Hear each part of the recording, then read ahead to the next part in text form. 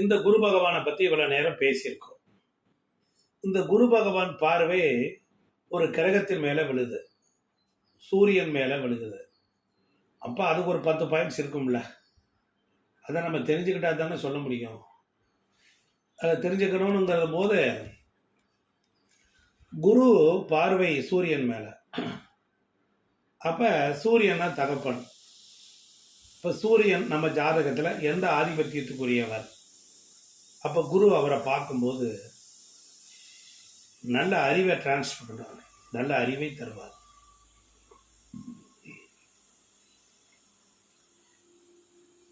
அழகான குழந்தைகள் பிறக்கும்.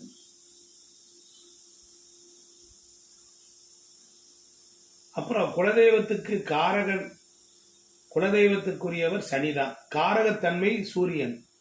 அப்போ குலதெய்வ ஆசீர்வாதம் உண்டு. குரு பார்த்துட்டாலே குலதெய்வ ஆசீர்வாதம் உண்டு. அப்புறம் பாருங்க, ஒரு ராஜாவுக்குரிய மதிநுட்பத்தை குரு வளர்த்து விடுவார்.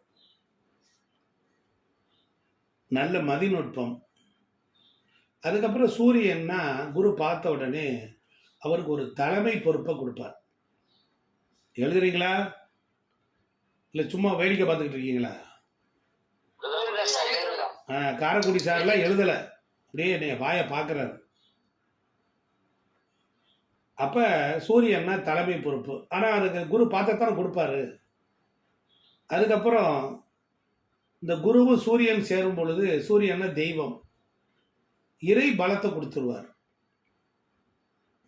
அது மட்டும் இல்லாமல் கோயில் கட்டுவதற்கு வாய்ப்பை ஏற்படுத்துவார். அப்புறம் தலைமை பதவி வந்துடும்.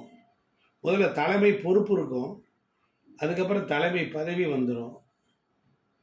அப்புறம் குரு சூரியனை பார்க்கும்போது வளர்த்து விடுவார். அரசு, அரசாங்க தொடர்பு, அரசியல் இதெல்லாம் கை கொடுக்க ஆரம்பிச்சிடும். அப்புறமா இல்லை சூரியன் மருத்துவத்துக்குரிய கிரகம். குருன்னு பார்க்கும்போது மருத்துவ நாலேஜை டெவலப் பண்ணுவார். சில பேருக்கு மருந்துகள் தெரிய வைப்பார். அப்புறம் அவர் பூர்வீகம், பாட்டனார், இவங்கெல்லாம் பெருமையாக வாழ்ந்திருப்பாங்க. அப்புறம் இவங்க கிட்ட இந்த கோயில் இடத்தை தானமாக கொடுத்துருப்பாங்க. ஒரு ஜாதகத்தில் குரு சூரியனை பார்க்குறார். உங்கள் பாட்டையும் பொப்பாட்டையும் கோயில் கட்டுவதற்கு இடம் கொடுத்தாங்களா, தானம் கொடுத்தாங்களா அப்படின்னு இருக்கும். குரு சூரியனுங்கும் போது அது பெருந்தன்மை அப்படின்னு வரும், கடவுள் பக்தி, உயர் அதிகாரி.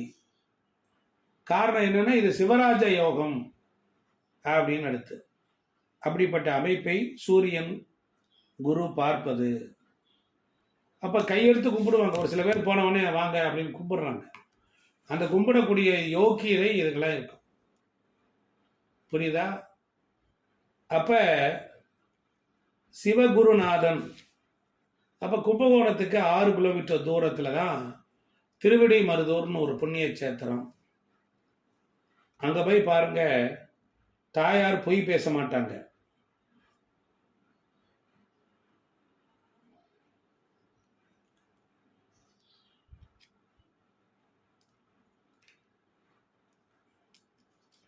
அவங்க தாய் பெர்ஃபெக்ஷனாக இருப்பாங்க, அரசு தொடர்பு இருக்கும். எப்போ பார்த்தாலும் அவங்க அம்மா முருகா ராமான்னு பேசுவாங்க. தூங்கும்போது இறைவனை வணங்குவாங்க, தன்னை உணர்ந்த ஞானியாக வருவாங்க. புரிஞ்சிருச்சா? அப்போ குழந்தைகள் பிறந்த பிறகு வாழ்க்கையில் வளர்ச்சி இருக்கும்.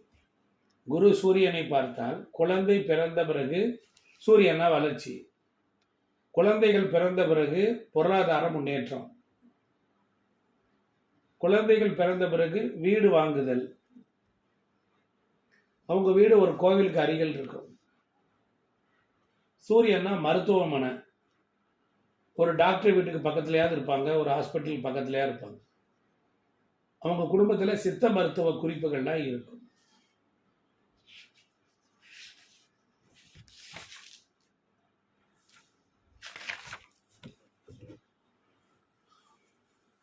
எத்தனை மணிக்கு ஆரம்பித்தோம் வகுப்பை?